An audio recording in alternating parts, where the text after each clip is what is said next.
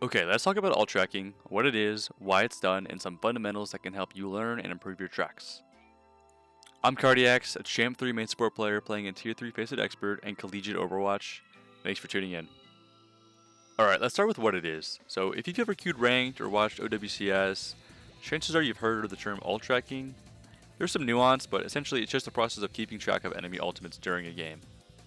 Now, first off, who should be alt tracking?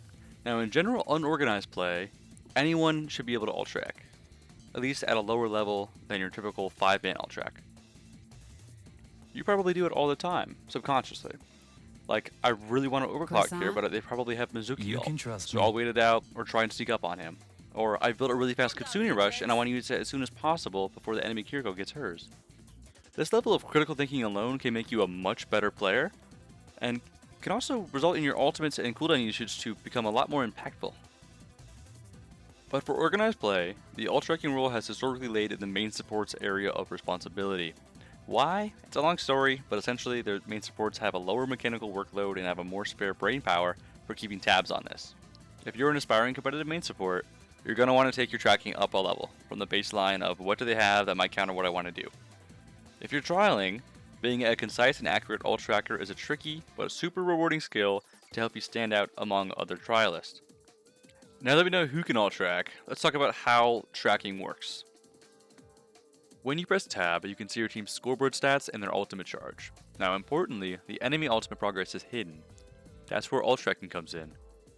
Assembling the limited information from the scoreboard, time elapsed, and some gut intuition into an accurate track that you and your team can use to plan out the next engagement.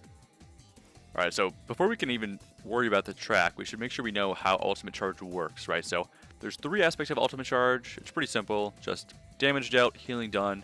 And then the tricky part is also the passive charge over time. The hardest part, in my opinion, is that charge rate varies hero to hero. So 2 supports can play a fight the exact same way, but come out with different ultimate charges because ultimate cost isn't standardized. So some ults are cheap, like Tracer's Pulse Bomb or Kiriko's Kitsune Rush, while others are more expensive, like Mago's Cage Fight or Juno's Orbital Ray. So this graphic is the ultimate cost and charge rate per hero. This is as of Season 18, so it's a little bit outdated, but the rates should be around the same. And once you internalize these rates, you can kind of stop tracking generically and start tracking much more precisely, making the difference between they probably have something and they have exactly this ult with these ults coming soon. So it looks very intimidating, but with time these rates, and more so the ratio of an enemy's ult cost to another enemy ult cost, can help get the full picture. A little trick I use is I use Kiriko Rush as a ruler. Kiriko's played in a lot of my games, and her rush is often used a lot, so I end up using Kiriko Rush as a bit of a ruler to compare her charge to the other charge of the heroes on her team. So I can kind of compare, if Rush is about here, I would think that Orbital Ray is about 20-30% behind. But it fluctuates, but that's generally a good baseline rule of thumb. As the game continues, the ult track can get a lot more convoluted and chaotic as enemies hold ults for longer than you might think.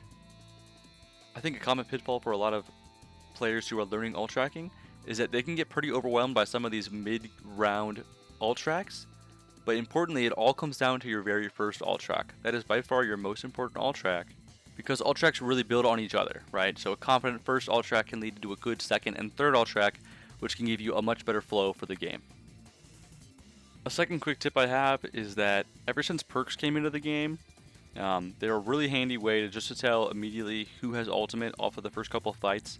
So whenever your opponent picks their minor perk, they either have their ultimate or are very close to their first ultimate of the game. And also, when in quick play or ranked play, you can just look at the kill cam of the opponent who killed you and look at their exact track just to kind of confirm your suspicions. Okay, so now that we know what ultimates are on the field, how can we communicate that to our team?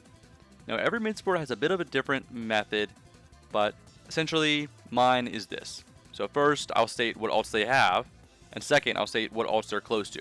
For example, Terra Kitsu close speed. I'm a big fan of the close call out because in the back of your teammate's mind during the next fight, they're going to be subconsciously aware that the other team might build, for example, beat mid-fight, and that's going to change how they play and position. But yeah, that's pretty much all it has to be. You want to be concise, clear, and give your shot caller as much time as possible to create a fight plan using your information. If you want to be extra good, You can identify significant gaps in charge, such as we have much faster rush or beat advantage. Doing this can really aid your primary shot caller in coming up with a plan based off of that ultimate gap. Alright, so I'll just close off with some tips and tricks of the trade. So if there's things to avoid, firstly, slow and dragging alt track, right? You don't want to take so much time. And also making up information. So if you're quick enough with your initial track, you might have time for a quick question of did they pulse or do they have Bob? But the worst thing you can do is make up information that can screw over your team in the long run. And it's okay to ask questions to your team, right? Some ult might have been thrown on this, late fight or really early that you almost forgot about it. And asking your teammate really quickly can help you have a confident ult track for the rest of the game. So as for good habits, as the fight is wrapping up, try and replay the fight in your head and begin your track before you have to report it. That way, once the comm cycle is ready to repeat, you're immediately reporting an accurate track that you've already thought about instead of coming up with it on the fly and taking extra time. I also like anchoring your tracking to fight timing instead of game timing. So this is a bit less easy to explain, but generally a hero like Kiriko will farm the rush fairly quickly, and Kitsu is often one of the first ultimates expended by a team. But how quickly will it come out? Generally, 1.5 average length fights will feed enough charge for a Kitsu. If the first fight lasts longer than normal, and the Kiri spent the whole fight healing their brawl tank, expect a rush on the entry of the second fight. But if the Kiri spends the fight angling, or her Magua runs in and dies early, she and her Magua are going to fall behind the standard curve. Nuance like this is exactly why the third aspect of ult tracking is gut feeling. A simple version of this is identifying how the enemies are positioning and staging. At the very basic level, a Reaper who is wraithing straight into your backline is most likely about to ult. I'd be confident that even the lowest of ranked players have experienced the panic of something like that.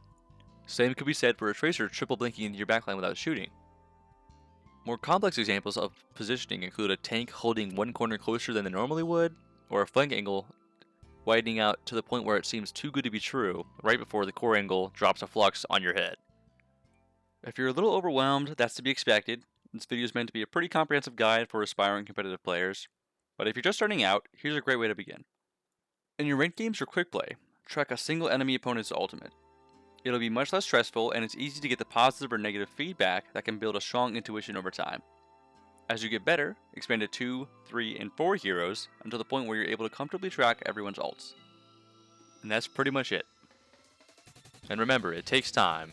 Everyone gets it wrong, but with time, you can be really good, and you can honestly hard carry with good ult tracking. Thanks for watching. Let me know in the comments if I should make a fight planning guide for our aspiring shot callers out there. You can catch me on twitch.tv/cardiacs. I'll be streaming my games and scrims with full comms enabled. And I'll see you in the next one.